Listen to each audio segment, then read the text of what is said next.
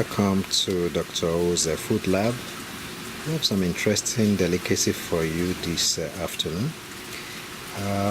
I'm in an outdoor setting. It's actually raining, and the popular food that in this kind of weather is what we call ogi or pap. Pretty much is corn flour, another carbohydrate, if you remember the last video, and pretty much devoid of nutrients. So in that small bowl with the spoon in it is the powdery form of ogi or pap, and I have a mixture of fruits which I plan to blend with my ogi. But instead of using the typical simple formula of just blending it in a liquid form, actually, well, in this case, make the ogi and halfway through the process, pour in that mixture of fruits, and that way I can get the essential nutrients that will make this a worthy, fruitful meal. It's good in the evening. Some people like it in the morning, and I hope you learn a few tricks as I show the rest of this video. You see me pour a couple of spoons. I think we can use the whole content of this bowl in making this serving, which should be enough for about two. Depending on how you intend to eat this can go for almost 3 people. And just you've seen in the other videos that we've done over the last few weeks, we have to blend this until it makes a nice paste. It's also rather watery.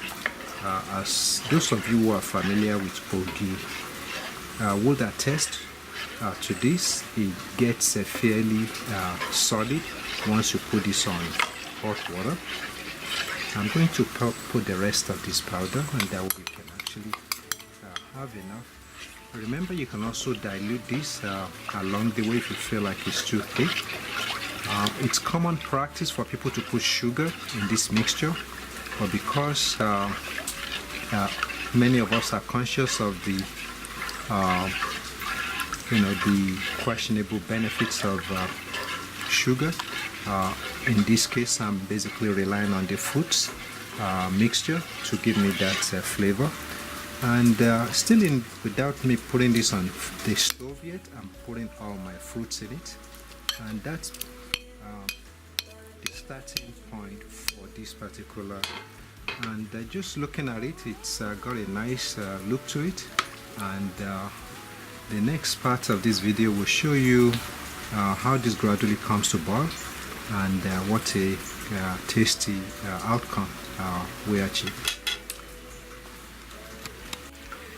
So now that I have my mix right on the stove, I've got the fire stove set as usual at simmer. I tend to like this level of setting as I can better pace myself.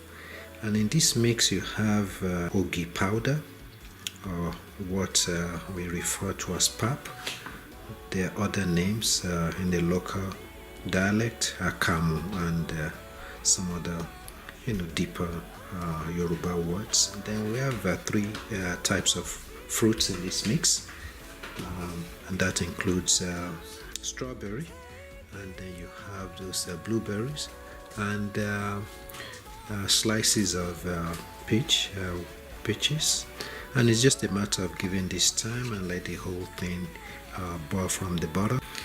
To further speed up the process, I've actually increased the level of the fire. But I like to stir this all the way as it's cooking, because that way I can get a uniform blend as this is getting more formed.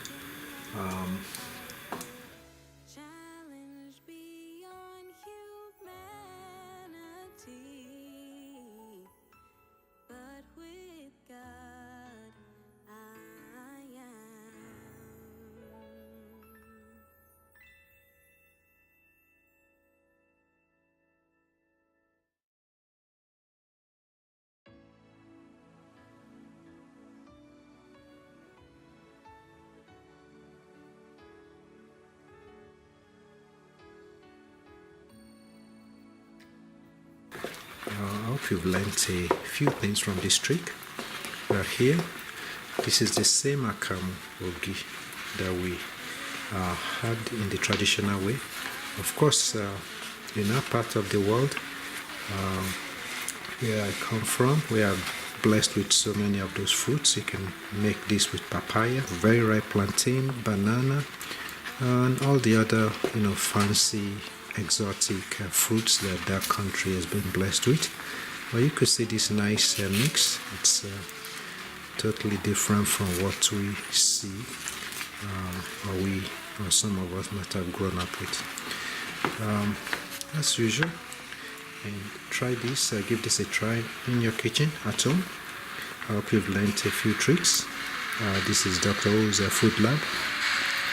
Have a good day. Okay, this is what the final product looks like. Just right in front of my lens here. Take a nice scoop. Sorry, I'm not showing my face. Enjoy.